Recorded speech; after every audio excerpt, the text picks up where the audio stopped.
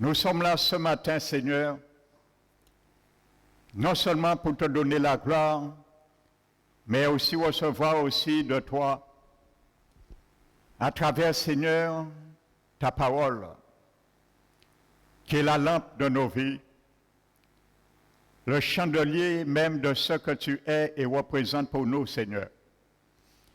Merci d'ouvrir l'intelligence ce matin de chacun de nous et d'ouvrir aussi, Seigneur, pleinement la porte de la compréhension dans notre intelligence, afin que nous puissions vraiment, Seigneur, marcher jusqu'au dernier souffle, Seigneur, avec tous les excellents de ta bonté, de ton devoir que tu nous as donné et de tes droits que tu as également sur nos vies. Merci, Seigneur, pour l'onction de ton Esprit Saint qui tombe encore ce matin sur ma personne et que ta main, Saint-Esprit de Dieu, nous conduit dans chaque parole que tu mettras dans ma bouche. Merci encore ce matin pour cette chaleur fraternelle, car c'est là que tu répands la bénédiction en abondance et la vie pour l'éternité. Alors nous sommes agréablement heureux dans ta présence, Seigneur. Alors nous te disons, Seigneur, oui, parle-nous ce matin. Merci, Père, nous t'élevons, te magnifions et nous te donnons toute la gloire que t'es due. Au nom majestueux de notre Seigneur Rédempteur Jésus. Amen.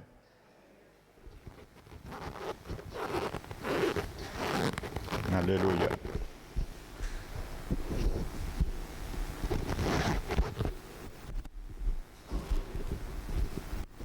Donc je vous salue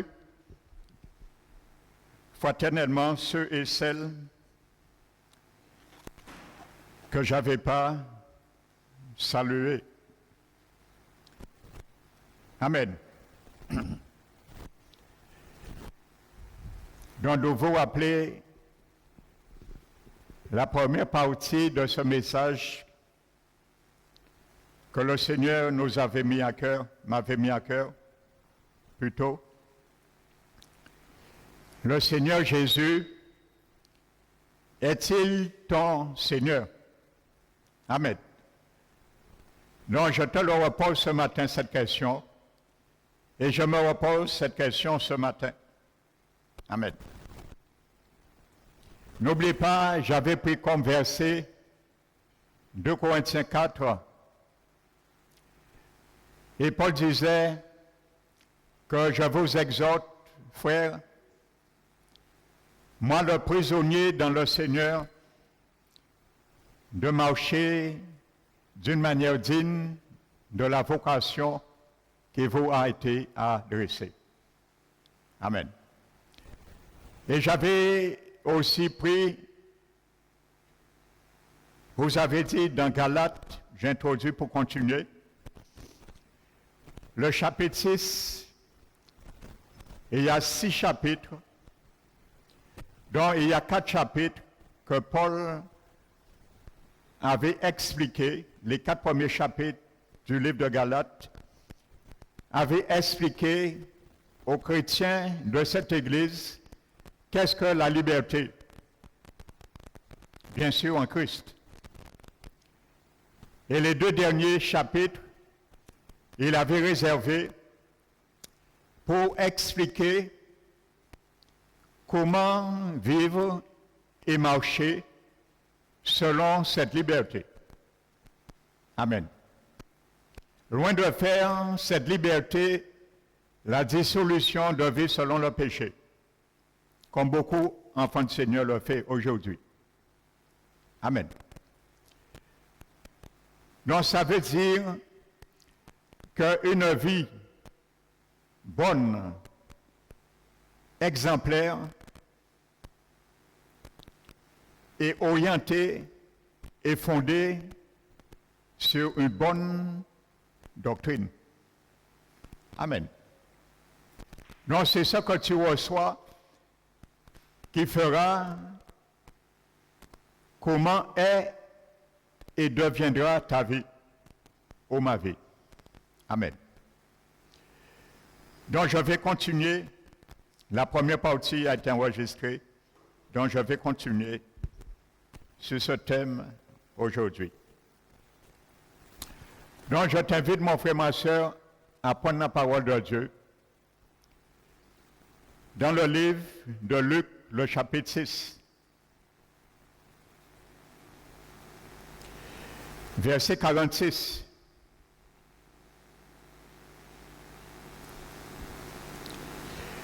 Jésus dit, pourquoi m'appelez-vous Seigneur, Seigneur, et ne faites-vous pas ce que je dis? Amen.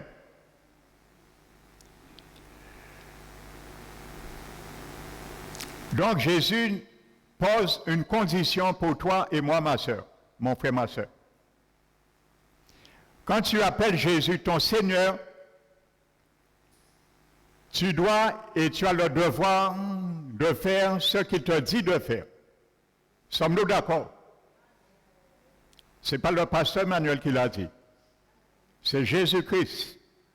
Nous sommes d'accord. Amen. Parce qu'il dit, pourquoi m'appelez-vous Seigneur, Seigneur, et ne faites-vous pas ce que je dis? Donc ça veut dire, un verset peut se lire de deux façons. Et c'est biblique. Jésus nous dit, en le lisant de l'autre façon, si vous ne faites pas ce que je dis, ne m'appelez pas Seigneur, Seigneur. Amen.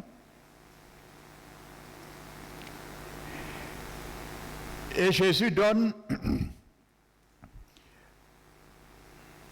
glisse maintenant pour bien détailler, définir ce qu'il veut dire. Et c'est ça qui est bien avec notre Seigneur Jésus. C'est vraiment un excellent pédagogue. Alléluia. Il va dire ensuite, je vous montrerai maintenant à qui ressemble, à qui est semblable tout homme qui vient à moi, entend mes paroles et les miens pratiques. Parce qu'il vient de leur dire, pourquoi m'appelez-vous Seigneur, Seigneur, et ne faites-vous pas, ne mettez pas en pratique ce que je vous dis de mettre en pratique. Alors je vais vous expliquer qu'est-ce que j'entends par là. Quelqu'un qui vient à moi, qui entend ma parole et qui les met en pratique. Amen. Et il dit, il est semblable à un homme qui, bâtissant une maison, a causé. Amen. Donc il cherchait un bon intérêt et une bonne stabilité. Ça veut dire qu'il a bien calculé la dépense pour ne pas mettre une maison et qu'une ruine soudaine les atteint.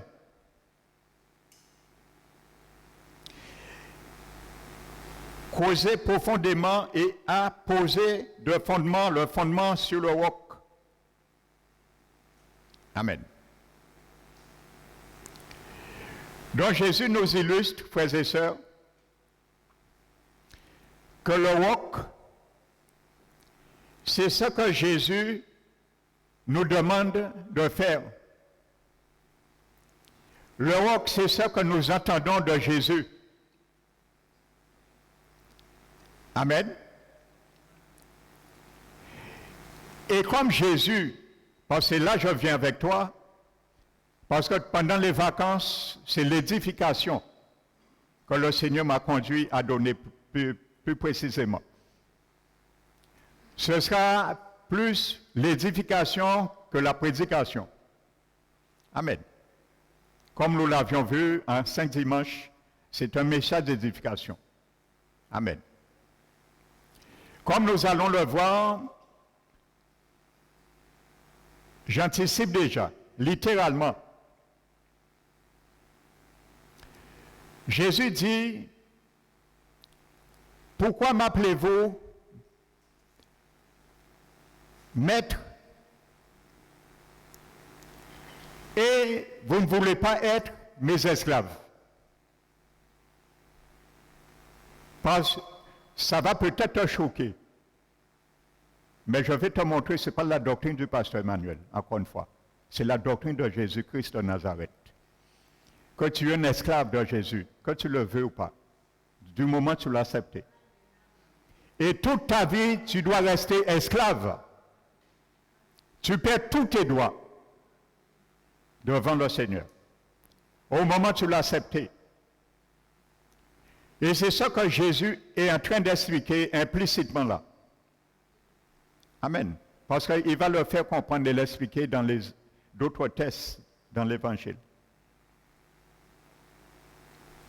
Donc, quand la Bible, Jésus dit que celui qui a causé, il est en train de chercher tous les jours dans sa vie les paroles, la présence, les directions de Jésus qui lui permet de rester toujours son esclave. Amen. C'est ça le fondement. C'est ça mon fondement et ton fondement, où tu as bâti ta vie.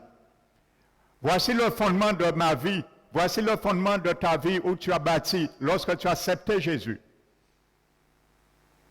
La fondation de ton esclavage. La fondation de mon esclavage avec Jésus. Ça s'appelle le fondement. Amen. Et comme tu as bâti ta vie, j'ai bâti ma vie, sur ce fondement, je dois m'engager à y rester jusqu'à ce que le Seigneur m'enlève ou jusqu'à ce que la trompette sonne. Si tu sors sur ce fondement, une ruine t'atteindra ou m'atteindra. Et je parle en langage encore spirituel. À ceux qui comprennent un langage spirituel. Parce que dans ces derniers temps, il n'y a pas de temps de jouer avec la parole de Dieu. Les choses sont sérieuses. Pour savoir si le temps, pour racheter le temps. Pour si nous étions égarés, de revenir à au bon sentier de la justice de Dieu. Amen. Donc c'est ça, le fondement. Alléluia. Et la Bible dit, une inondation est venue et le torrent s'est jeté contre cette maison sans pouvoir l'ébranler.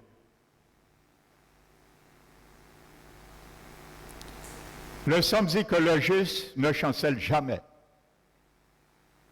Alléluia. Parce qu'il était bien bâti.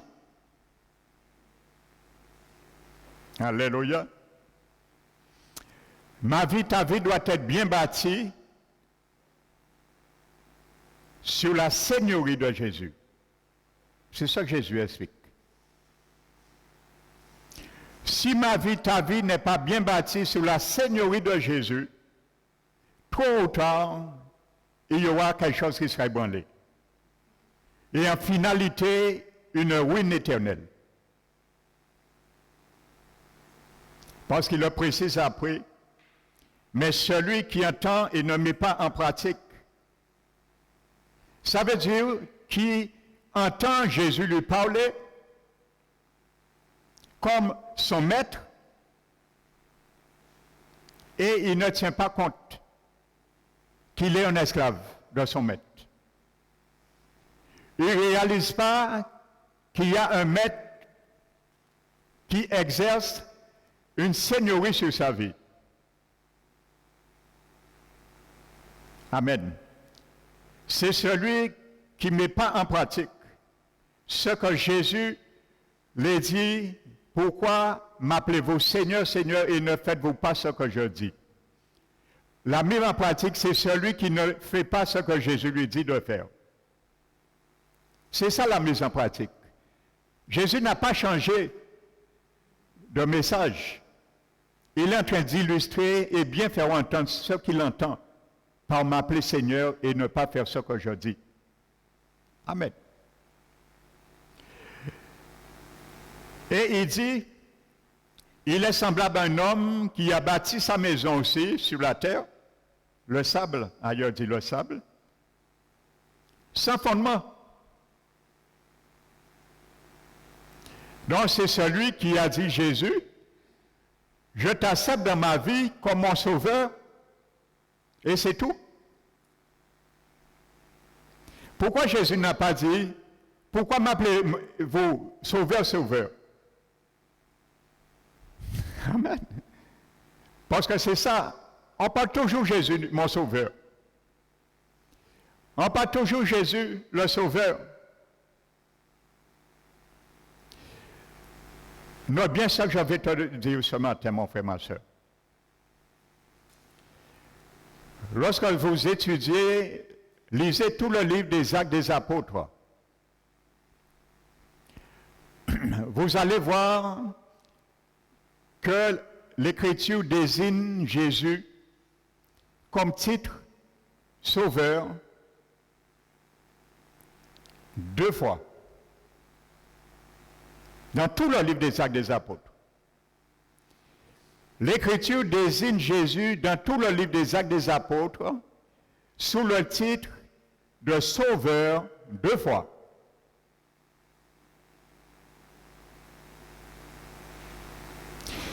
Mais le livre des Actes des Apôtres désigne Jésus sous le titre de Seigneur 92 fois.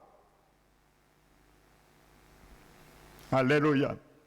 Faites l'étude, vous allez voir ce que je vous dis, si c'est faux ou pas. 92 fois. Alors ça pèse beaucoup.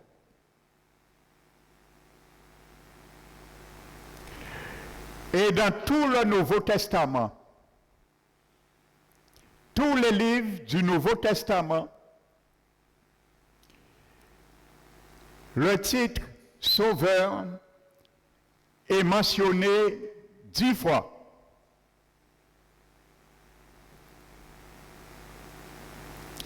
Mais le titre Seigneur est mentionné quelques 700 fois.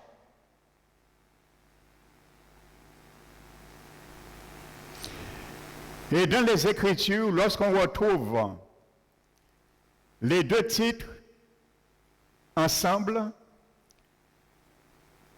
le titre Seigneur précède toujours le titre Sauveur. Qu'est-ce que ça veut dire? Ça veut dire que quand Jésus te sauve, c'est pour bien régner sur toi. Amen. Nous allons venir tout à l'heure dessus. Alléluia. Donc nous ne devons jamais écarter le titre Seigneur du Sauveur en la personne de Jésus-Christ. Quand tu invoques Jésus comme ton Seigneur, ça veut dire qu'il est déjà ton Sauveur. Parce que Jésus ne va jamais régner sur quelqu'un s'il n'est pas au préalable devenu son Sauveur. Amen. Donc, crois-le et comprends-le ce matin. Donc, je termine Luc. Le torrent s'est jeté contre elle, aussitôt elle est tombée, et la ruine de cette maison a été grande. Amen.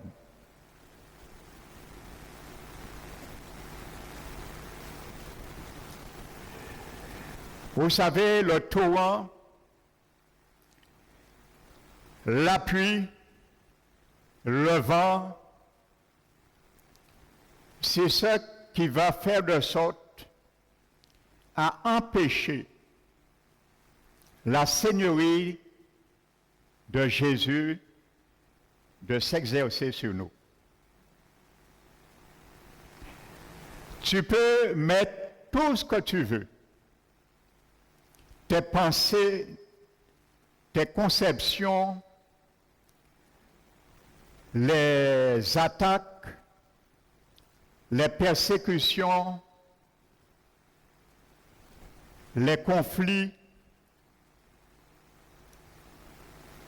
les faux enseignements, tout ce que tu peux dire. C'est ça le torrent, la pluie, le vent, qui va faire de ça pour t'empêcher de faire ce que ton maître t'a dit en tant qu'esclave.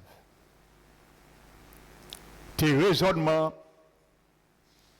comme j'entends, je vous avais donné un témoignage. Une sœur a dit, moi je ne suis pas esclave de Jésus. Oh! Ça qu'a baissé nous, être esclave de Jésus? Et je lui ai dit, oui ma sœur, tu es esclave de Jésus. Et je lui ai donné aussi marocain, je lui ai donné le mot grec. Et on a discuté sur cela. Même. Donc c'est ça que je vais te faire comprendre ce matin, entre autres. Amen. Et prenons bien au sérieux, Jésus ne donnait pas des paraboles pour s'amuser, pour écrire un livre.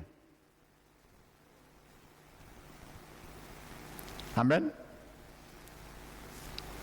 Et pour nous le laisser. Et il y a beaucoup qui critiquent les choses de Dieu, les Juifs, ainsi de suite. Mais vous savez, ce livre que nous avons, c'est un livre juif. Vous le savez. Ceux qui combattent les Juifs, qui les critiquent, et disent qu'ils sont chrétiens, ils ne savent pas que la Bible, c'est un livre juif. Il y a 66 livres dans la Bible. Il y a 63 livres, parmi les 66 livres, qui ont été écrits que par des Juifs.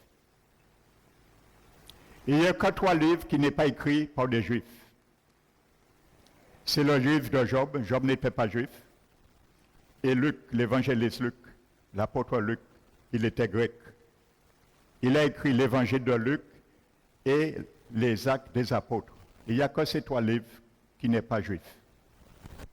Donc il y a 63 livres qui sont juifs. Donc c'est une Bible juive que nous avons. Alléluia. Amen. Vous savez, frères et sœurs, regardez bien quelque chose en parlant de Wynne. Pour ceux qui refusent l'esclavage de Jésus, parce que c'est le meilleur esclavage. Amen. Il ne nous fait pas du mal. Mais le mot, ce terme, je vais te donner sa définition et où c'est sorti, c'est bien pour sensibiliser, si le grec a semblé bon de l'inspirer par le Saint-Esprit, c'est bien pour nous sensibiliser le rapport qu'il y a entre notre Seigneur et nous, ses enfants. Pour que nous ne puissions pas dévier, chanceler inutilement. C'est plutôt dans ce rapport, maître et esclave. Vous savez, l'apôtre Pierre, dans sa deuxième épître, et le chapitre aussi 2, il parle de faux prophètes, de faux docteurs, qui sournoisement se sont insérés, infiltrés dans l'Église, mais qui étaient déjà sauvés. Amen. Ce sont des apôtres, des docteurs qui ont accepté Jésus. Amen. Mais ils ont commencé à glisser des doctrines sournoises des sectes.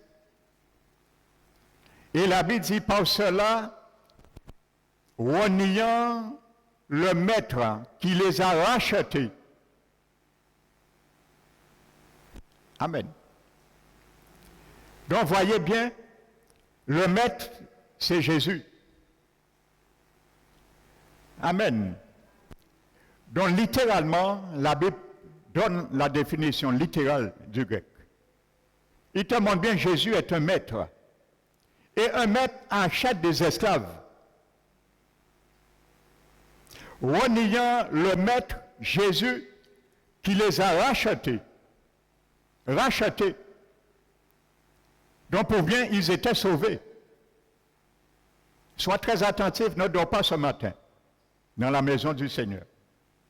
Si le sommeil a tendance à te gagner, pince-toi.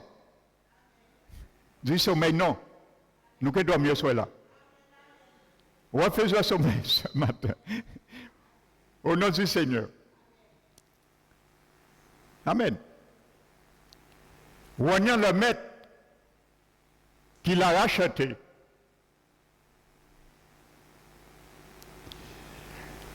Et Pierre dit qu'ils enseignent et promettent la liberté.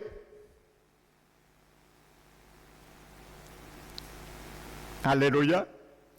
Ils promettent la liberté, sachant pas qu'eux-mêmes sont esclaves de la corruption.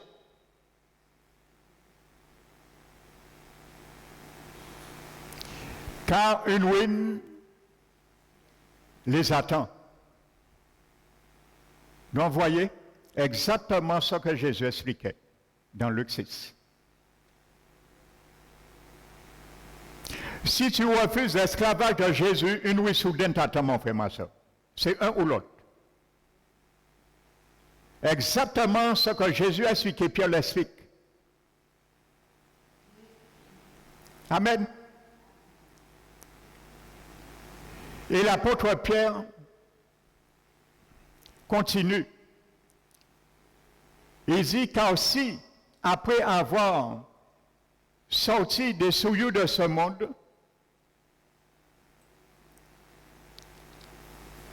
par la connaissance, écoutez bien, je vous disais, lorsque deux titres sont ensemble, le premier c'est Seigneur, on le retrouve là. Voici un verset. Après d'être retiré des souillures du monde par la connaissance de notre Seigneur et Sauveur Jésus-Christ. Vous voyez, Seigneur et avant Sauveur.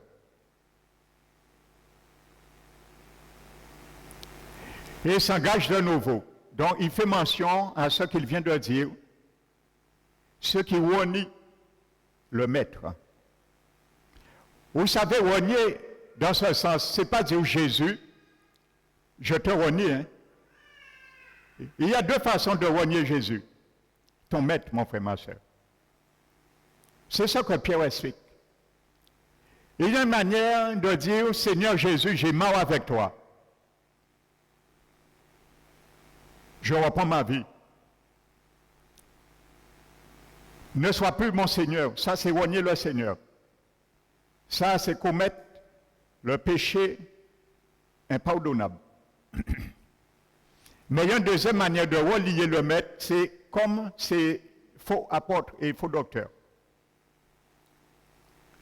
C'est remettre notre vie, diriger notre vie comme on veut, dire ce qu'on veut, commenter comme on veut, faire ce qu'on veut, vivre comme on veut, c'est renier aussi le Seigneur, le Maître. Et c'est la même ruine. Il n'y a pas de ruine. C'est la même ruine. Parce qu'il n'y a pas de GN. Il y a une seule GN. Il n'y a pas de plusieurs GN en fonction de ce que nous aurions fait, plus mal ou moins mal. Il y a un seul. Et tout le monde qui a le même lot là, les damnés. Il n'y a pas de tri. Et j'espère pour toi et moi qu'aucun de nous ne irons là. C'est ma prière pour toi et moi.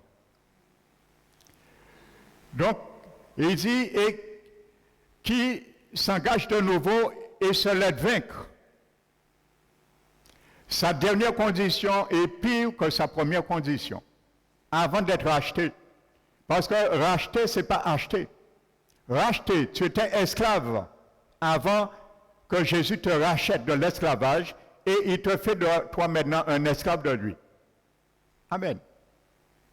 Donc nous tous, nous avons été rachetés parce que nous étions esclaves du diable. Nous étions esclaves du péché. Paul a dit dans Romains 6, je reviendrai sur ça aussi, peut-être pas aujourd'hui, pour bien montrer qu'est-ce que l'esclavage. Quand tu sens que tu es libre ou pas, tu es esclave et tu obéis un maître. Personne ne peut faire cela. Même les athées. Ils croient qu'ils sont libres, ils ne sont pas libres. Ils sont esclaves du diable. Amen.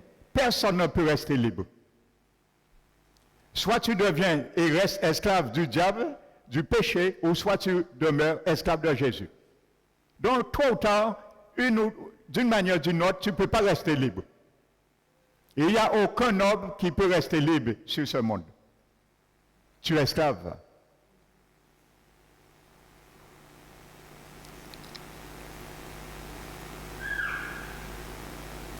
Pierre a dit, il dit que nous sommes esclaves de ceux à qui nous obéissons. Pierre le dit. Amen. Donc il dit, s'il retourne, maintenant il se laisse vaincre et mieux vaut pour lui n'avoir jamais connu la voie de la justice, mais de l'avoir connue, mais s'en est détourné, comme les faux apôtres et les faux docteurs, comme les faux chrétiens, on peut dire aussi. Et s'en est détourné du Saint Commandement qui leur a été adressé. Et vous savez, il leur est arrivé un proverbe certain qui dit que le chien est retourné à son vomi et la truite lavée à son bourbier. Il s'est vautré à son bourbier. Amen. Donc voici ce que Jésus explique, frères et sœurs, pour venir vraiment sur le message, le sujet. Jésus est notre maître. Nous venons de le voir là. Littéralement, c'est marqué. Rognant le maître. Jésus. Il est bien marqué le maître. Les apôtres ne connaissent pas un autre maître. Le maître. En grec, c'est despotes. Je reviendrai tout à l'heure dessus. Et c'est là le français a pris ce mot grec et a fait despote. Dans le grec, c'est despotes, maître. Et je vais te donner la définition de ce mot grec, despotes. Alléluia. Pour t'ébranler ce matin un peu, faire passer des côtés d'électricité. De temps à autre, il faut que Jésus nous amène dans son scanner pour nous faire passer des côtes, pour nous réveiller, voir ce que nous avons ou pas. Et spirituellement, je parle. Amen. Nous pouvons continuer. Ah, il n'y a pas beaucoup de oui, hein.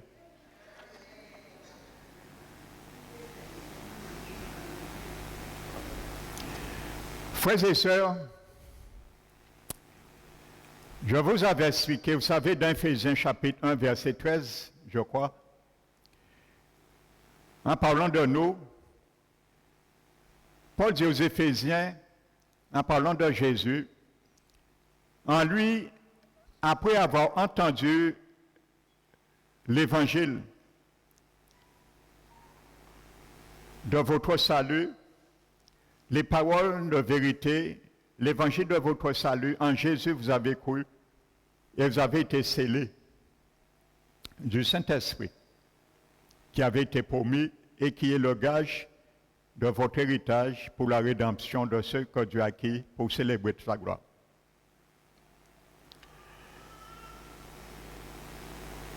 Ce mot, dans le grec, pour sceau, c'est les sceaux, c'est sphagis. Et ce mot, on le prenait, vous savez, lorsqu'il y avait dans le monde grec un contrat qui était en train d'être conclu, lors d'un rachat, on prenait un sceau et on la posait sur la facture. Aussi la marchandise, la facture du rachat. Donc tu es un racheté de la part du Seigneur. Il est l'acheteur. Donc Jésus, bien, Paul explique cela bien, que quand tu as accepté, quand tu as reçu l'Esprit Saint, tu deviens un esclave. C'est clair. Donc tu es scellé, tu as le sceau, la facture que Jésus peut prouver qui t'a racheté.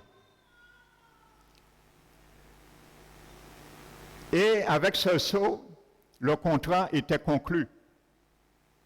Et autant que ce sceau manquait, ça donnait force de loi au contrat, au achat. Mais autant que le sceau, aussi longtemps le sceau manquait, la marchandise pouvait être vendue. Amen. Et dans la langue profane, on utilisait ce mot, isphrasis, sceau, c'était pour marquer, pour donner une marque distinctive des troupeaux d'un animal ou d'un esclave, afin qu'il soit reconnu par son maître. Donc c'est exactement ce que Paul explique dans Éphésiens. Vous voyez encore, nous retrouvons la connotation d'esclave et maître. Quand Jésus, ton maître, te rachète, la première chose qu'il fait, il te scelle. Et le Saint-Esprit, c'est la facture, le sceau, la garantie que tu es racheté en tant qu'esclave par quelqu'un, un maître. Il s'appelle Jésus. C'est pour ça que Jésus met ce sceau en toi et moi. Que lorsque demain, tu vas te mélanger dans un autre troupeau, il te reconnaîtra. Et l'ennemi aussi va te reconnaître. Bien qu'il verra, tu es faux, parce que tu viens te mélanger dans son troupeau. Le monde, les choses du monde. Amen. Donc, il te reconnaîtra. Parce que c'était une marque, une sorte de tatouage indélébile. Ce terme est fragile. Lorsqu'on marquait les animaux, un esclave ou un troupeau. Alléluia. Donc, c'était pour le reconnaître. Comme aujourd'hui, on marque aussi certains animaux pour son maître le reconnaître. Donc c'est la même réalité. Il n'y a rien de nouveau sous le soleil. Amen. Donc,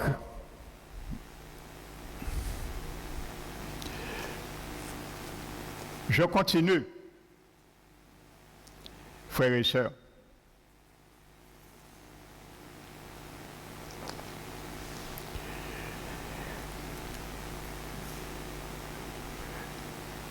Vous savez, à l'origine, nous allons venir à la genèse des choses. Lorsque le Seigneur a libéré les Hébreux d'Égypte, après 400 ans d'esclavage, regardons ce qui est marqué dans Exode 19.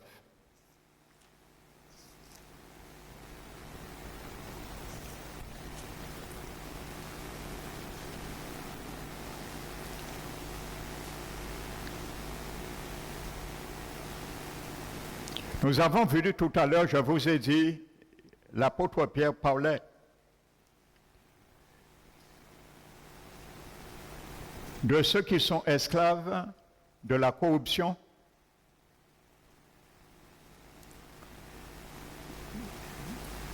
que Paul lui-même, je crois dans 2 Corinthiens, c'est le verset qui me vient, je n'avais pas prévu, 2 Corinthiens 11,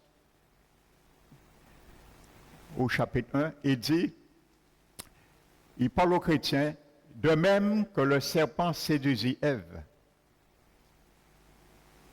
par sa ruse. Je crains que vos pensées ne se corrompent. Aux chrétiens, donc, tes pensées peuvent se corrompre.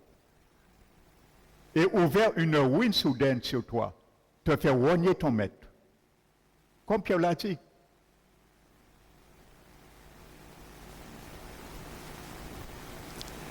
Je crains que vos pensées ne se corrompent pour se détourner de la simplicité à l'égard de l'évangile de notre Seigneur Jésus. Donc c'est possible. Et je t'apprends rien, tu connais comme moi-même des chrétiens qui sont dans le cas. Donc je t'apprends rien, ne fermons pas nos yeux sur ça. C'est une réalité. Nous sommes dans les derniers temps, c'était prophétisé. Alors ne nous étonnons pas. La seule chose, garde-toi et que je me garde que tu ne puisses pas te trouver dans ce lot. C'est tout. Aussi, tu es déjà engrangé dedans, retire ton pied vitement. Parce que lorsqu'on met la poignée, tout le corps rentre après. Dans l'engrenage. Amen. Lorsque Dieu retire les Hébreux d'esclaves, la première chose, il les rassemble. Et il va dire quelque chose. Verset 6, Exode 19.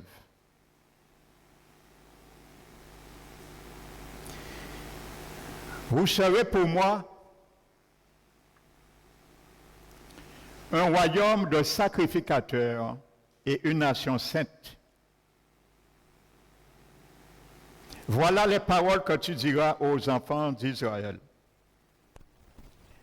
Vous voyez, voici la première mention biblique du thème royaume qui s'applique au règne divin et qui marque, frères et sœurs, le début de l'État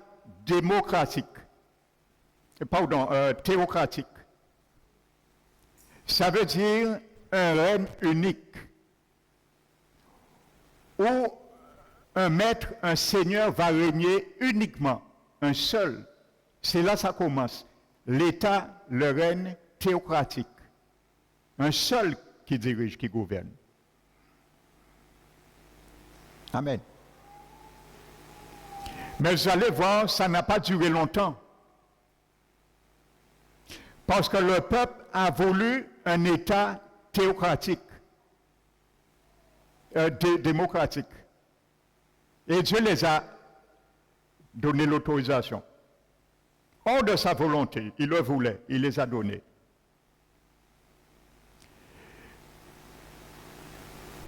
Mon frère, ma soeur,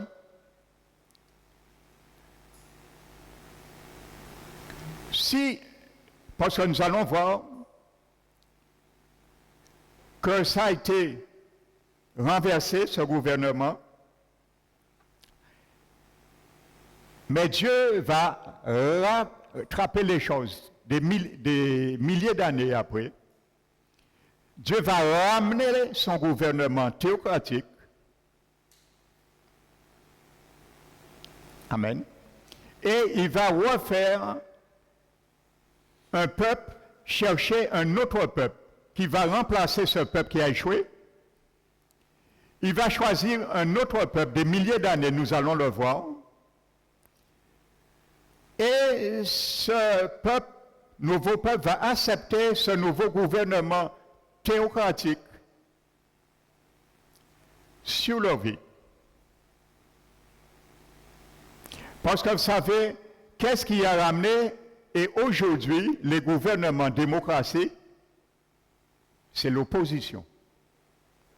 Nous sommes d'accord? C'est l'opposition qui fait qu'un gouvernement reste sur place ou change. Parce qu'il y a des opposants. C'est ça la démocratie.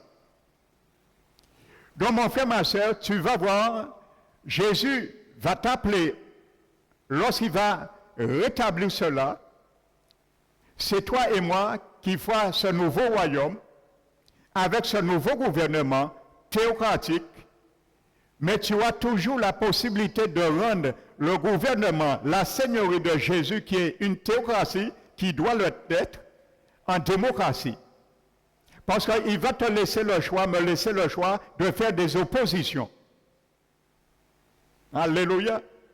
Dans les lois de Dieu, dans la seigneurie du maître, tu auras l'opportunité, si tu le veux, de t'opposer. Donc tu pourras aussi gérer, si tu préfères un gouvernement théocratique, démocratique, le Seigneur te donnera le libre cours aussi. Mais tu ne seras pas moins, je ne serai pas moins soustrait de la ruine qui s'abattra sur nos vies également. Je prends le soin de l'expliquer. Parce qu'il faut que nous sachions qu'est-ce que la Seigneurie de Jésus. Lorsque nous crions, nous appelons Jésus Seigneur, nous devons savoir qui nous parlons. Qui est notre Seigneur? Qu'est-ce que ça veut dire, Jésus notre Seigneur? Parce que nous parlons plus, nous voyons plus le titre de notre Seigneur Jésus, le Sauveur, notre Sauveur. C'est oui, il est. Mais il veut aussi être notre Seigneur, pour qu'il reste notre Sauveur. Parce que si Jésus régnait sur toi, mon frère, ma soeur, sur moi, en tant que Sauveur seul, nous tous est sauvés. Parce que son règne exercé sur nous, c'est un règne de Sauveur. Il t'empêche nous faire butin, hors des volontés nous. Quand tu aurais pris le couteau, il t'aurait dit non. Il aurait tenu ta main, non. Je suis ton sauveur, je vais te sauver. Il t'aurait sauvé par force. Mais lorsque Adam, Ève plutôt, a pris l'initiative de pécher, de désobéir, il ne s'est pas présenté entre le serpent et Ève. Dire non, tu ne feras pas ça. Parce que je t'ai dit non. Il a laissé. Donc si le Seigneur était que le Sauveur, nous tous sommes sauvés. Chaque fois que nous défendons butin qui répréhensible, il aurait agi en notre faveur. Il t'empêchait de nous faire même en dehors, contre notre volonté. Amen. Donc il nous sauve de notre jugement du passé, mais il reste notre Seigneur maintenant. Parce que nous devons lui offrir un service maintenant. C'est pour ça qu'il cherche des chrétiens, pour son service. Le service, c'est sauver l'humanité. Et pour le faire, il faut que tu sois esclave. Si tu n'es pas esclave de Jésus, tu ne perdras pas ta liberté. Et tu ne pourras pas conduire ta vie avec le mandat que Jésus nous donne. Donc, voyez, frères et sœurs, vous voyez bien la volonté de Dieu, lorsqu'il a délivré les Hébreux, était de faire tous les hommes hébreux, toutes les femmes hébreux, tous les enfants hébreux des sacrificateurs. Amen. Et un royaume saint. Vous serez pour moi. Et il y avait des millions d'Hébreux.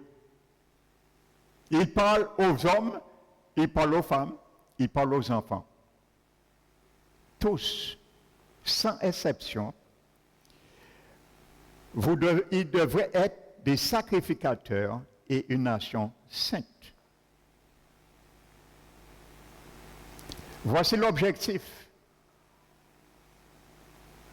Le Seigneur prend plaisir à séparer des gens du monde pour son service. Quel privilège! Quel privilège que tu as, mon frère, ma soeur! Quel privilège que j'ai! Le Seigneur m'a séparé du monde pour que je le serve.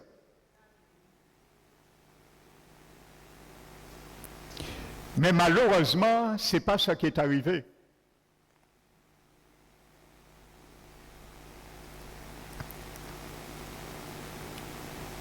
Dieu appelle Moïse sur le mont Sinaï. C'est là que Dieu les a donné cette instruction, cette parole.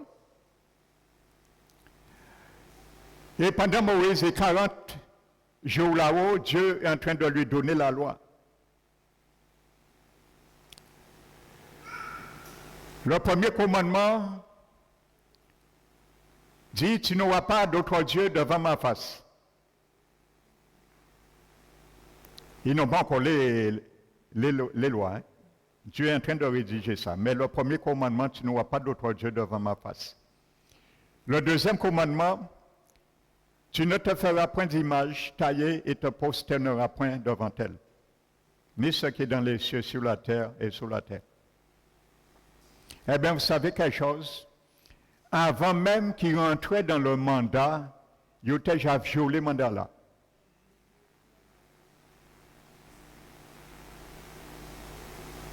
Pendant Dieu est en train d'écrire les deux premiers commandements des tables de pierre, ils ont déjà violé sans savoir les deux premiers commandements. Ils se sont fait un Dieu avec du métal de l'or fondu, un veau d'or, et ils se sont prosternés. Donc, avant d'être sacrificateurs au service de Dieu, ils sont déjà devenus sacrificateurs au service d'autres dieux.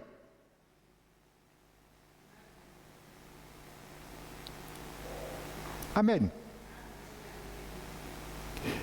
Et maintenant, regardez ce que Dieu fait maintenant, au chapitre 32 d'Exode.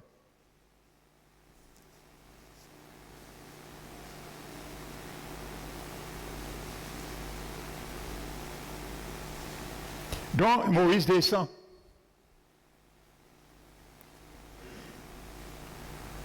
Et Moïse en colère, les tables de pierre de loi se cassent.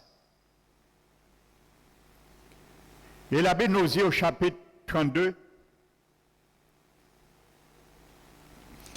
verset 26, Moïse se plaça à la porte du camp et dit,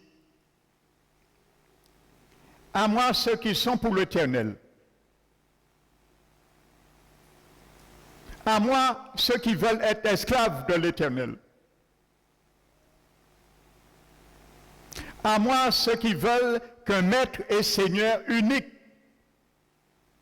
règne sur leur vie.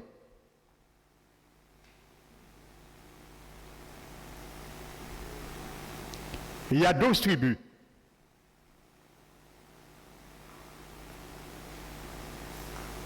Il y a 11 qui calculent, le prix est trop cher. Le prix est trop cher.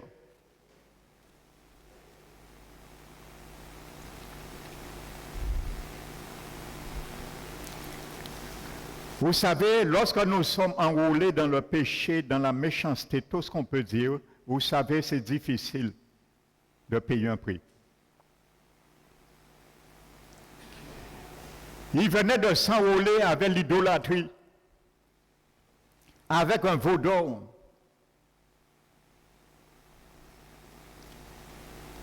Parce que servir quelque chose qu'ils voient, c'est plus réel. Ils avaient l'habitude en Égypte de voir des faux dieux, des statues de leurs yeux. Et Pharaon peut-être les a fait comprendre que ces faux dieux marchaient devant eux. C'est pour ça qu'il dit, veau d'or, lève-toi et marche devant nous, conduis-nous. Parce qu'il voit. C'est ça l'incrédulité. On aime voir, mais la foi est aveugle. La foi n'a pas des yeux. Parce que la Bible dit la foi est une pleine espérance, une pleine assurance des choses qu'on espère. Une démonstration de celles qu'on ne voit pas. Mais quand tu vois, il y a peu de foi. Parce que l'espérance est là. Donc si ce qu'on espère est là, on l'a vu, il n'y a plus d'espérance. Donc servir un Dieu qui est abstrait, ça ne m'enchante pas trop. Mais je veux servir un Dieu même s'il est faux, je raisonne selon le principe des Hébreux. Je vois au moins, il est devant moi. Donc il y a 11, il n'a pas pris position, 11 tribus. Donc il y a une seule maison qui a pris position. C'est la maison ou la tribu de Lévi. Et ils s'avancent, ils se mettent près de Moïse. Et dit, moi je m'engage à être esclave de mon Seigneur. Je paraphrase. Parce que moi, je suis habitué à l'esclavage. Je connais les principes de l'esclavage. Et vous savez, lorsqu'on est esclave à un maître à l'époque, on devait honorer ce job avec respect. Quand tu étais esclave, tu devais servir ton maître avec respect.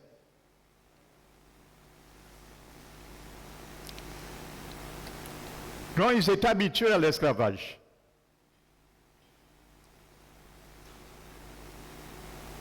Donc, il y a la tribu de Lévi qui vient et ils acceptent l'esclavage du Seigneur maintenant.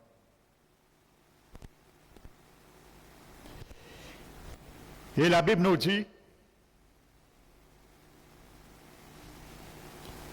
verset 27, il leur dit, Moïse, ainsi parle l'Éternel, le Dieu d'Israël, que chacun de vous mette son épée au côté, traversez, parcourez le camp d'une porte à l'autre, et que chacun tue son frère, ce parent, les enfants de Lévi firent ce qu'ordonnait Moïse, ainsi de suite. Et verset 22, Moïse dit, consacrez-vous aujourd'hui à l'Éternel, même en sacrifiant vos fils et vos frères, afin qu'il accorde aujourd'hui une bénédiction. Frères et sœurs, te consacrer à l'Éternel, c'est sacrifier ce que tu aimes le plus cher de ta vie. Je parle spirituellement, hein? Je ne parle pas d'aller tuer tes frères et tes sœurs, ou ta maman, ou ton papa. Bien que ça ait été le cas, physiquement.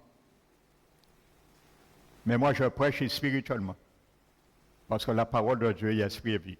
Les exemples littéraux, les exemples de l'Ancien Testament, je le dis, et là pour ça, lorsque nous le transposons dans le Nouveau Testament, nous devons l'appliquer, l'interpréter spirituellement. Amen. Et c'est pour ça que j'aime beaucoup prêcher sur l'Ancien Testament. Vous l'avez déjà remarqué. Parce qu'il y a beaucoup de révélations spirituelles dans l'Ancien Testament. Amen. Se consacrer, un sacrificateur de l'Éternel, un esclave de l'Éternel, c'est sacrifier. Ta consécration, c'est sacrifier ce que tu aimes le plus précieux dans ta vie. S'il faut le sacrifier, il faut le faire. Tes loisirs, tes plaisirs, ce que tu mets en premier devant Dieu. Je vous donne un défi. Il y a la Coupe, l'Euro. Imaginez que la France aille au Haïti en finale. Et la finale de la France, c'était un dimanche. Qui se fait de 10h à midi. 50% au moins des chrétiens qui déserté les églises. Je le dis parce que c'est déjà fait. C'est des choses qui sont, même des pasteurs. J'ai su, dans la coupe, il y a des pasteurs qui ont fermé leur culte, où ils ont reporté ce jour-là, quand la France allait en finale. Alors je sais ce que je dis, je ne vais pas nommer de nom.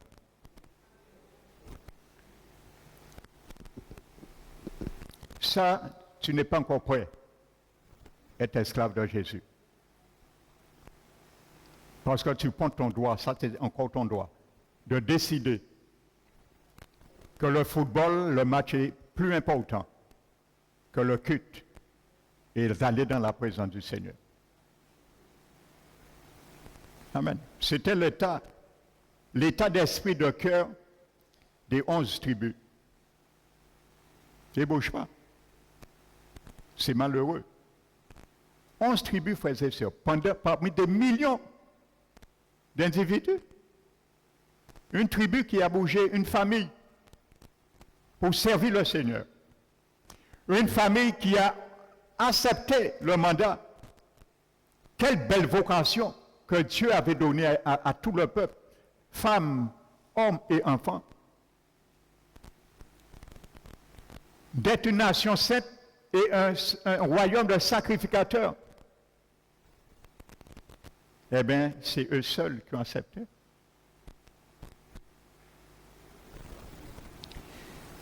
Eh bien, vous savez, depuis ce jour, la nation d'Israël est devenue divisée en deux parties. Jusqu'à ce que Jésus va venir et il va restaurer cela avec de nouvelles personnes, de nouveaux peuples. Et il va restaurer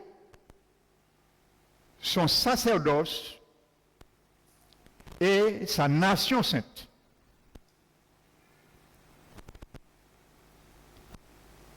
Amen. Avant de continuer sur Exode, notez et vous allez lire 1 Samuel chapitre 8. Ça n'a pas duré longtemps d'accepter un État théocratique. C'est passé à la démocratie très vite.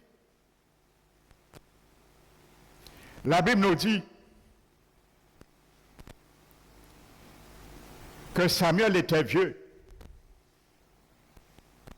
Et il avait deux fils, Joël et Abijah, je crois.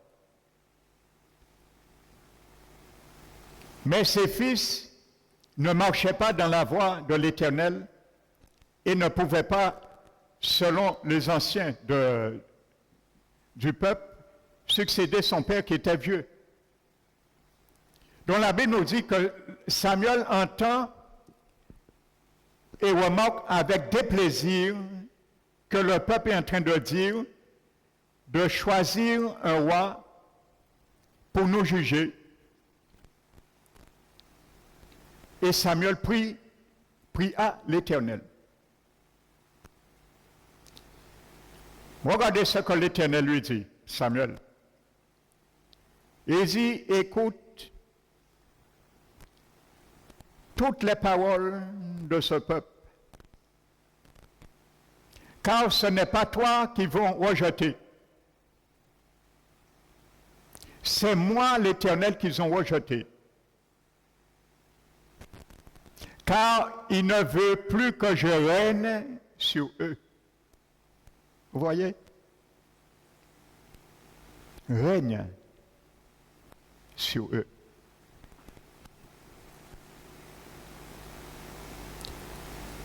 Donc, spirituellement, la Bible nous dit aussi que quand Jésus va établir aussi le sacerdoce qui a été renversé par les Hébreux et le gouvernement théocratique qui est devenu démocratique, il y aura des chrétiens qui vont ramener ce gouvernement théocratique sur leur vie en démocratie. Parce qu'ils vont accepter de l'opposition contre le royaume théocratique. Et Jésus va les laisser faire. Tu fais, il y a une ruine qui t'attend. Tu ne fais pas, il y a la vie éternelle qui t'attend. C'est un ou l'autre. On ne peut pas être entre les deux en même temps. Alléluia. Mais vous allez voir ce que l'Éternel a dit à Samuel. Il a dit, tu vas les laisser faire. Ce n'est pas ma volonté. C'est la leur.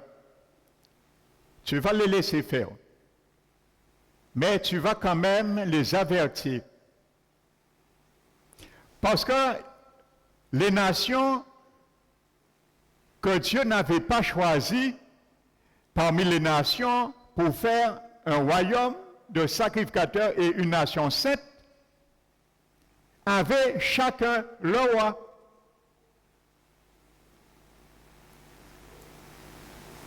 Alléluia.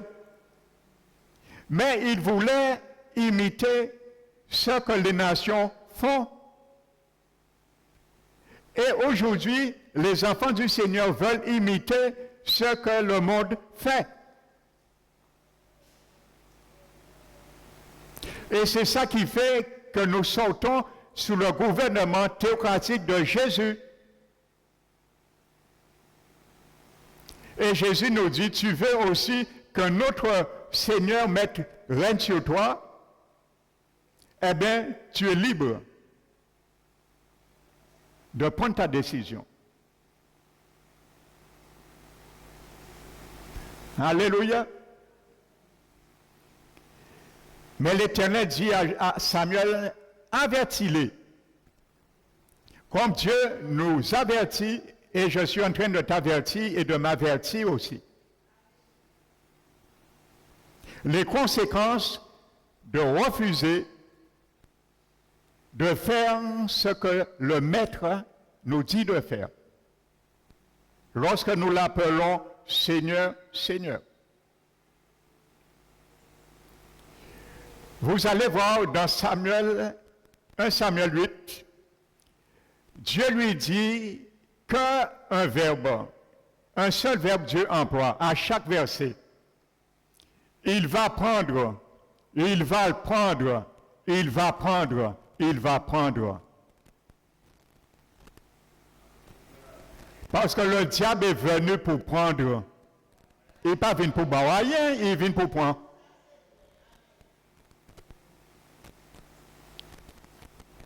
Et c'est la même réalité. Chaque fois que nous allons sortir, nous écarter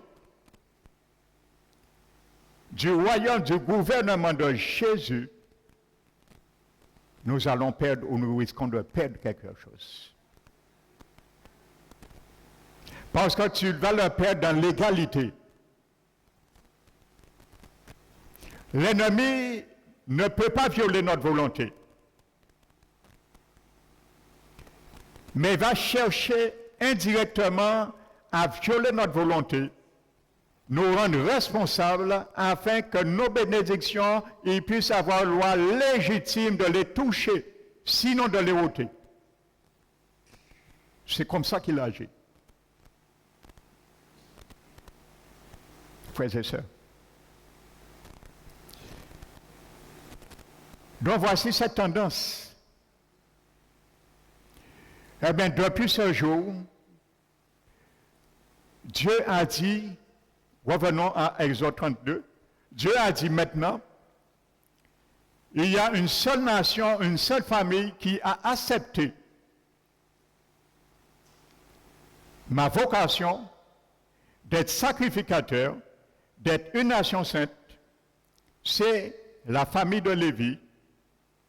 Alors maintenant, je vais me repentir en quelque sorte de la vocation que j'avais sur pour tout le peuple, pour tous les hommes, pour toutes les femmes, pour tous les enfants, et je vais l'attribuer uniquement à la famille de Lévi. Et c'est pour cela, à partir de ce moment, il y a la tribu de Lévi qui a été sacrificateur. Alléluia. Il n'y a aucune autre tribu qui a été sacrificateur. Parce que ce sont eux qui ont répondu favorablement à cette vocation. Alléluia. Et qui fait partie de la famille d'Aaron et la tribu de Lévi. Et depuis ce jour, frères et sœurs, vous allez voir, la nation a été partagée toujours en deux. Lorsqu'on parlait des tribus d'Israël, la nation d'Israël, il y avait, à partir de ce moment, il y avait toujours deux parties. Il y avait le peuple et la tribu de Lévi, les sacrificateurs.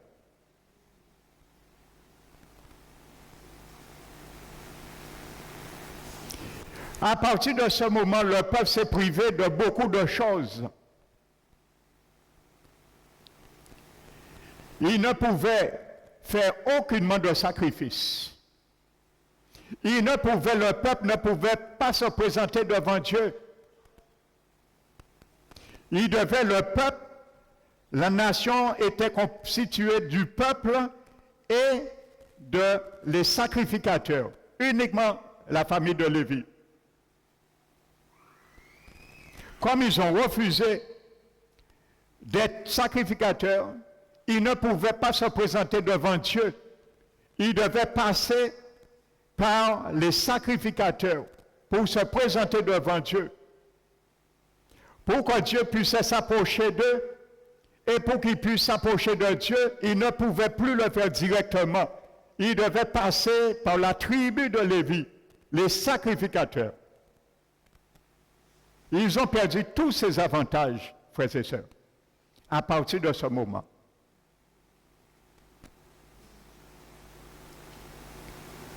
Parce qu'ils ont refusé que l'Éternel, le seul roi, règne sur leur vie. Sache que quand tu vas refuser, accepter que Jésus règne sur ta vie dans certains départements, il y a des choses, des privilèges que tu ne pourras pas faire. Tu seras obligé de passer par une tierce personne. Alléluia. C'est pour ça que je prends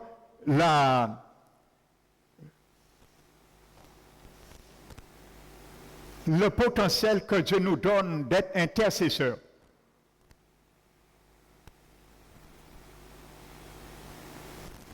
Parce qu'il y a des domaines, il y a certaines personnes qui ne peuvent pas se présenter comme il fallait devant le Seigneur. Mais quand tu es dans la sacrificature de l'Éternel, toi tu peux faire la médiation.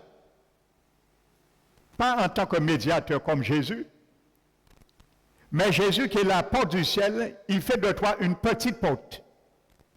Jésus qui est la lumière du monde fait de toi une lumière du monde aussi. Jésus qui est le sel de la terre fait de toi le sel de la terre. Amen. Ils ont perdu tout ce privilège. Aucun de la nation ne pouvait apporter devant Dieu son offrande.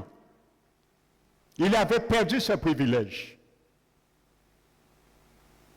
Parce qu'ils ont refusé de payer le prix, de se soustraire du monde, de se soustraire de l'idolâtrie, de se soustraire des faux dieux, des fausses valeurs de ce monde.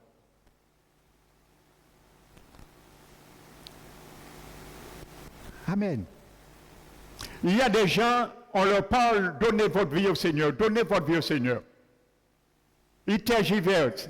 Ils disent oui, mais toutes sortes de choses. Mais lorsqu'il y a le feu chez eux, le feu dans leur situation, ils veulent mettre couteau en gorge à les serviteurs, pour les serviteurs résoudre le problème à eux devant Dieu. Ils reconnaissent cette réalité. Parce qu'ils ne font pas partie du monde et du royaume de Jésus. Donc c'est ça que Dieu voulait faire avec Israël, les Hébreux, toute la tribu. Servir, les mettre à son service, au service de Dieu et pour le monde. Afin que Dieu qui les arrachait de l'esclavage, eux puissaient, de la part de Dieu, arracher le monde de l'esclavage aussi. Afin que du péché, la condamnation que Dieu les avait arrachée, ils puissent arracher de la part de Dieu ceux qui sont sous la condamnation dans le monde. Voici, c'était la vocation que Dieu avait pour son peuple. Mais à partir de 1 Samuel 8, ils ont eu marre un moment.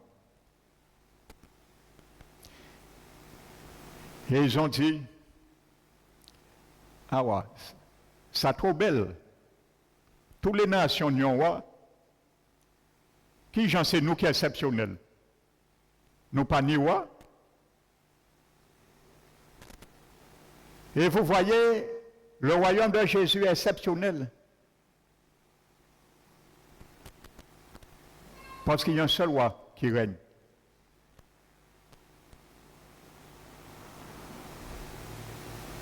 Mais bien souvent, nous ne voulons pas nous arrêter à ça. Frères et sœurs. Maintenant, après des milliers d'années,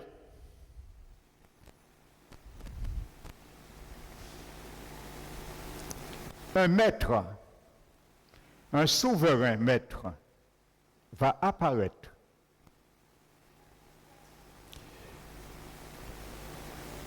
Et lui maintenant, il ne va pas demander l'avis de ceux et celles qui veulent le servir. Amen. Il va établir son royaume. Il va choisir sa nation sainte. Et maintenant, il va exiger qu'on le serve maintenant avec intégrité. Et c'est ce que la Bible nous dit, l'apôtre Pierre, dans la première épître de Pierre, le chapitre 2. Je vais prendre le temps pour bien venir de Seigneur à Maître, pour bien comprendre que l'Ancien Testament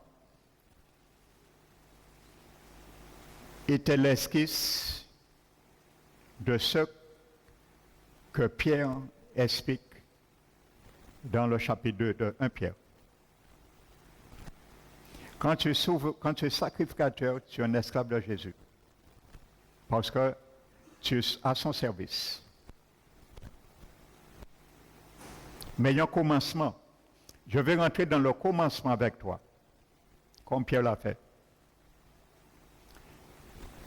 Je vous ai lu Éphésiens chapitre 1, verset 13, que ça commence, ta sacrificature, ma sacrificature commence avec le sceau, le Saint-Esprit. Parce que Pierre dit, puisque vous avez été régénéré, ça veut dire que tu as reçu le sceau. C'est ça que ça veut dire. La régénération veut dire nouvelle naissance. Puisque vous avez été régénéré par une semence non corruptible, mais incorruptible. La parole vivante et permanente de Dieu. Vous savez, une semence, quand tu tiens un noyau de mangue dans ta main, c'est une semence. Mais tu ne vois rien à l'intérieur du noyau. Sinon, il faut le casser. Et même si tu le casses, tu verras le noyau, c'est tout. Mais il y a quelque chose d'invisible qui est codifié dans ce noyau, dans cette semence.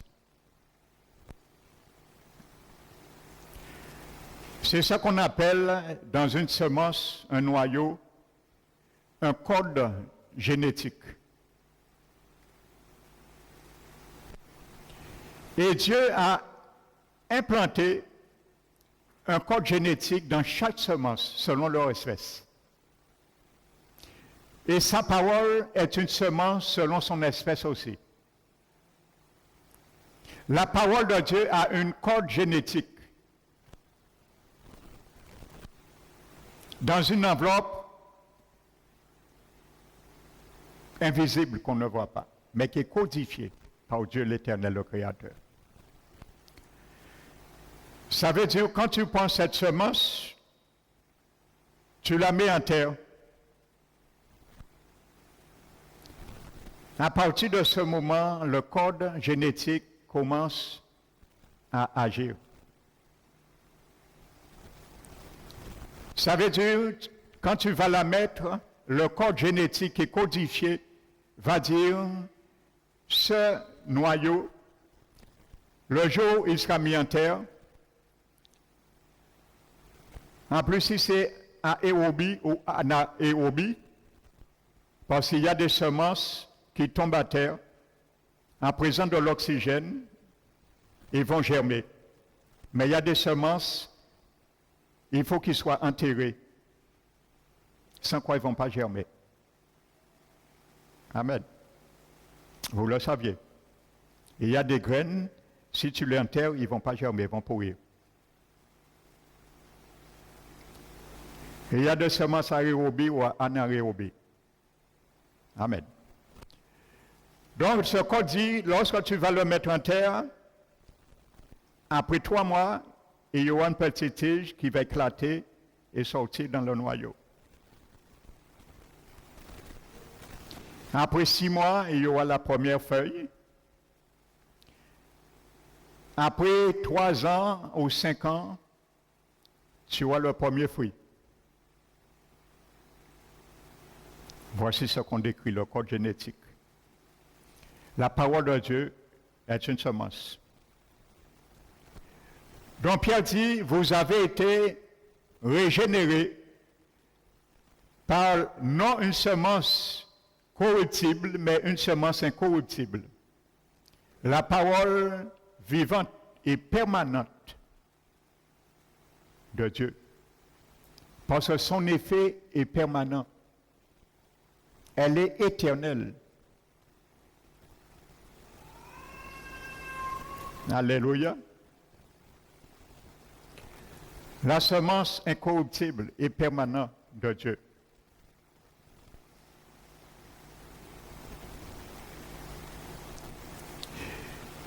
Et il dit que toute semence, toute chair, parce que toute chair est comme l'herbe. Amen. Toute semence, toute chair est comme l'herbe. Amen. Et sa gloire comme la fleur de l'herbe. Il dit l'herbe sèche et la fleur tombe. Tout s'arrête là. Amen. Mais il dit, mais la parole de Dieu, elle est éternelle. La parole de Dieu, elle est éternelle.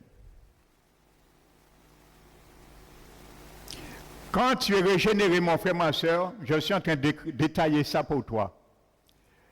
Tu reçois là tous les principes d'un bon esclavage de la part de ton maître Jésus.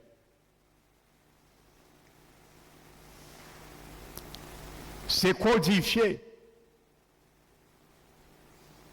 parce que le Saint-Esprit qui t'a régénéré est en toi.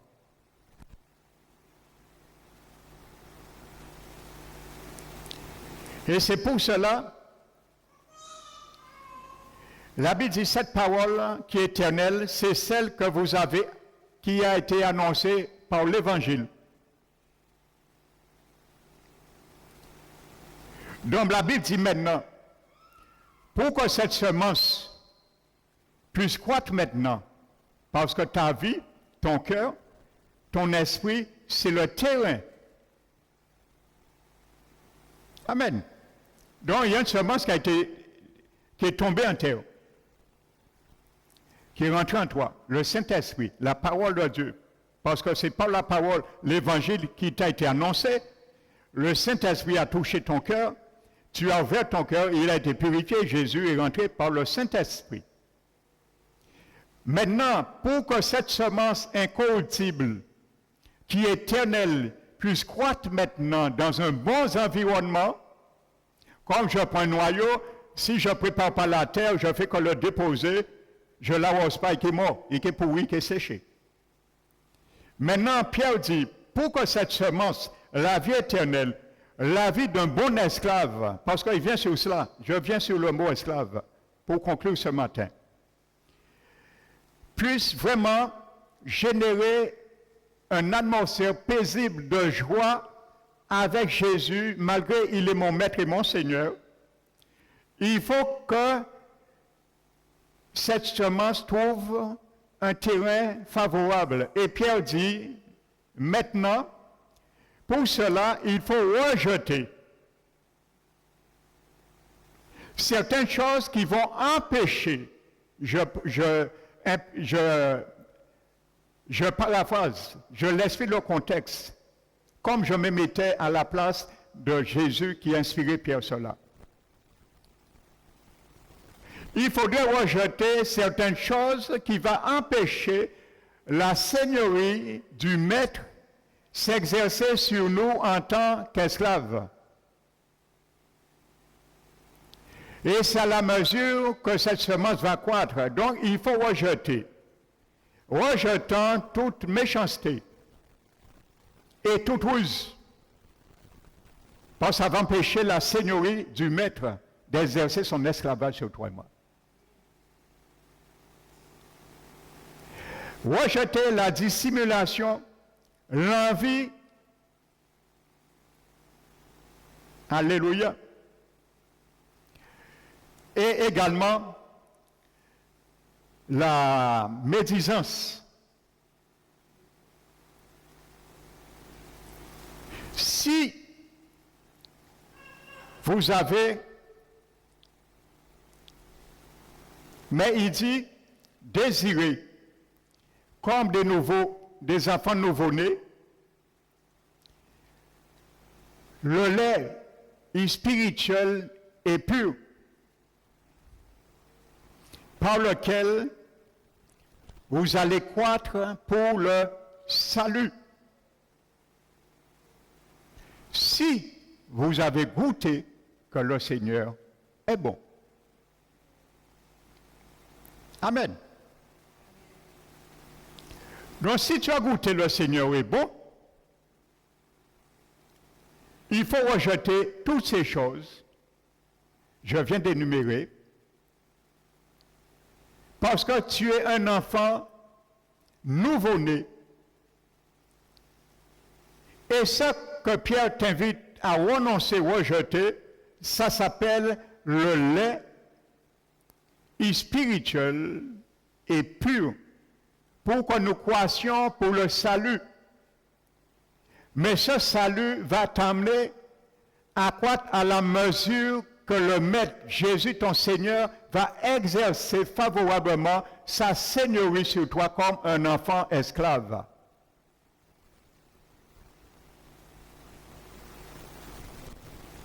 Amen. Si vous avez goûté que le Seigneur est bon. Pourquoi beaucoup sont dans l'esclavage du Seigneur? C'est parce qu'ils n'ont pas goûté que le Seigneur est bon. Ils ont goûté que le sauvetage est bon. Parce que sauver-moi de l'enfer, c'est bon. Qui m'a pas aimé ça?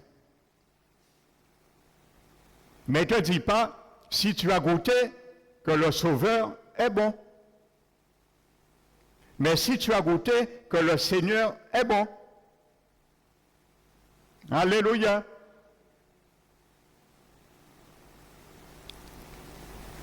Alors maintenant, il te dit, pour que cette croissance puisse se faire jusqu'à la vie éternelle,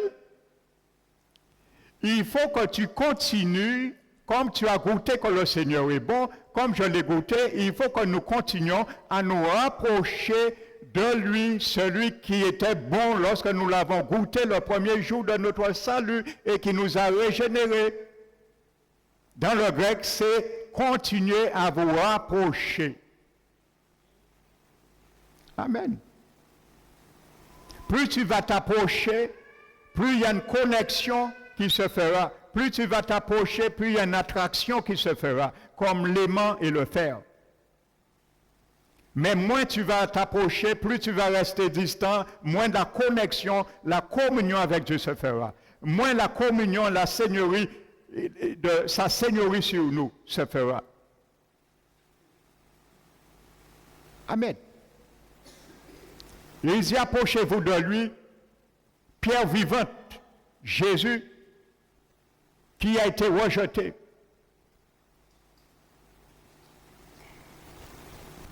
Amen.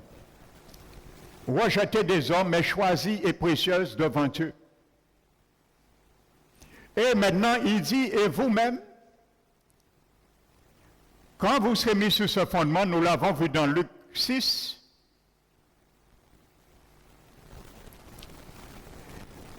maintenant, et vous-même, vous devenez aussi des pierres vivantes. Comme des pierres vivantes, édifiez-vous pour former une maison spirituelle. Vous voyez, je vous explique, Jésus est en train d'établir ce qui a été détruit par le peuple hébreu.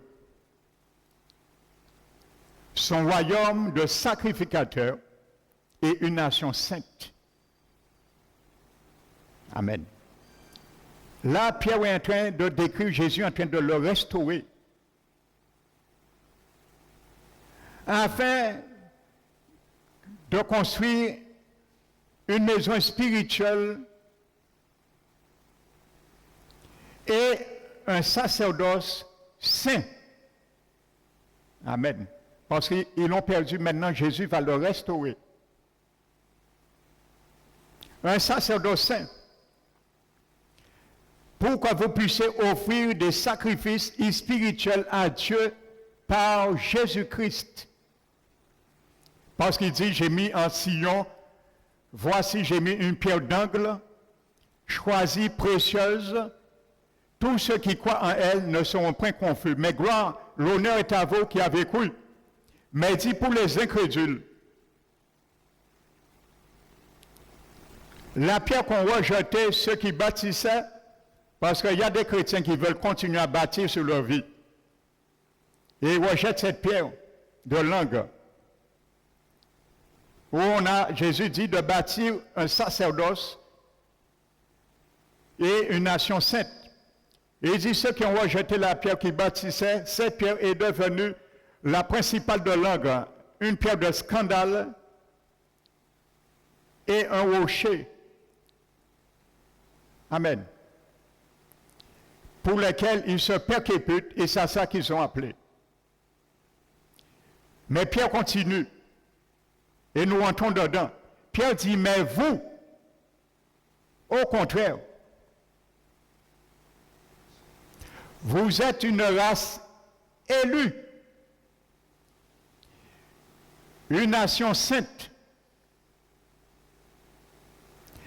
un sacerdoce royal et un peuple acquis. Voici là, Jésus instaure maintenant ce qui a été renversé. Maintenant, Jésus ne choisit pas des Hébreux, Jésus choisit toute nation ethnique et il les place maintenant et il forme un sacerdoce royal. Les chrétiens forment un sacerdoce royal, ce que les Hébreux ont perdu et refusé. Amen. Il dit, vous au contraire, L'objectif afin de célébrer les vertus de celui qui vous appelait des ténèbres à sa lumière. Littéralement, assez excellent à la place de vertu. Amen. Nous devons manifester à travers le monde, devant le monde, les excellents de Jésus, dans tout point de vue. Moralement, en acte, en démarche, en tout. Frères et sœurs. Et il dit ensuite, vous qui n'aviez pas un peuple, maintenant vous êtes devenus un peuple. Vous qui n'aviez pas eu miséricorde, vous avez obtenu miséricorde. Et il dit, bien-aimés, je vous exhorte comme voyageurs et passagers sur cette terre. Vous savez, lorsqu'un voyageur fait escale dans un pays, il est là pour quelques jours ou quelques heures. Si c'est dans un, comment ça s'appelle, une croisière, il débarque là, il est là, il ne va pas chercher à s'intéresser des mœurs du pays ou s'engager de quoi que ce soit du pays. Parce qu'il est passager et il est voyageur. Amen. Donc c'est dans cette optique que Pierre nous dit. Il dit, bien-aimés, comme je vous exhorte comme voyageurs et passagers. Amen. De rejeter les convoitises mondaines, car c'est elles qui font la guerre à notre âme. Et il dit, ayez un bon comportement, un bon témoignage au milieu des païens, malgré vos calomnies, vous traitant de malfaiteurs, mais reconnaissez vos bonnes œuvres et glorifiez Dieu le jour qu'il les visitera. Et ensuite, il vient. Il dit, soyez soumis aux autorités établies parmi les hommes. Il dit au roi, premièrement, parce qu'il est souverain. Et ensuite, il dit aux magistrats, parce qu'ils ont reçu l'ordre de Dieu de punir les malfaiteurs et de déclarer les gens de bien et approuver les gens de bien. Et voici là, je vais venir avec vous.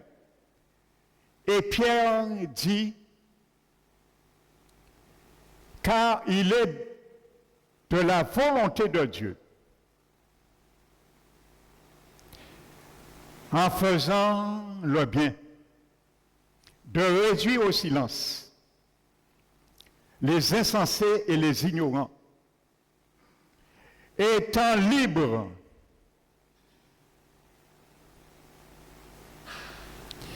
mais ne faisant pas cette liberté un voile pour couvrir la méchanceté,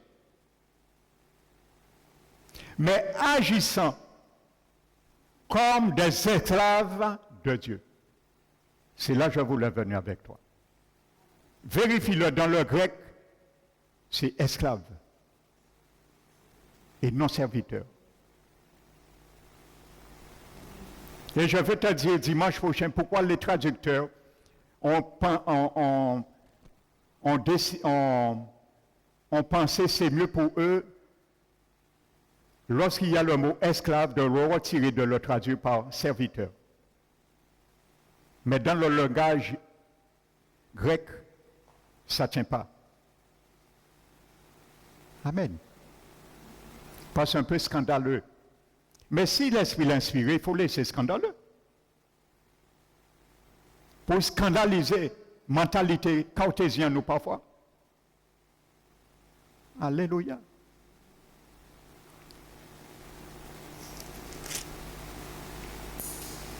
Mais agissant comme des esclaves de Dieu. Pas n'importe monde, de Dieu. Donc c'est un privilège, mon frère, ma soeur, que tu sois esclave de Dieu. Parce qu'il te dit, tu peux agir, vivre dans une pleine liberté, étant esclave de Dieu. Donc voici là maintenant, Jésus a établi ce qui avait été renversé en Exode 19. Il a rétabli dans son Église. Et regardez bien, le jour que les 11 ont refusé de se présenter, et il n'y a que les Lévites, Dieu a établi uniquement la famille Lévi comme sacrificateur et qui ont toujours constitué le sacerdoce lévitique jusqu'à Jésus. Nous chrétiens, sans exception, mon frère, ma soeur, que tu sois pasteur, que tu sois évangélique, que tu sois quoi que ce soit ministériel, il y a 5 dons ministériels. Prophète, docteur, prophète, apôtre, prophète, évangéliste, docteur, pasteur. Il y a des chrétiens laïcs. Que tu sois enfant, que tu sois homme, que tu sois femme, tu constitues maintenant ce qui a été bréché en Exode 19. Tu fais partie du sacerdoce royal de Jésus. Parce qu'il y a beaucoup d'enfants du Seigneur, il faut que je m'arrête. Il y a beaucoup d'enfants du Seigneur, ils pensent que pas souvent la parole c'est pour les pasteurs, c'est pour un tel. Mais ce n'est pas ça. Nous allons voir là ce dimanche prochain, frères et sœurs. Donc que le nom du Seigneur soit béni et glorifié. Amen. Nous allons louer, glorifier le Seigneur en apportant ce que nous avions mis à part.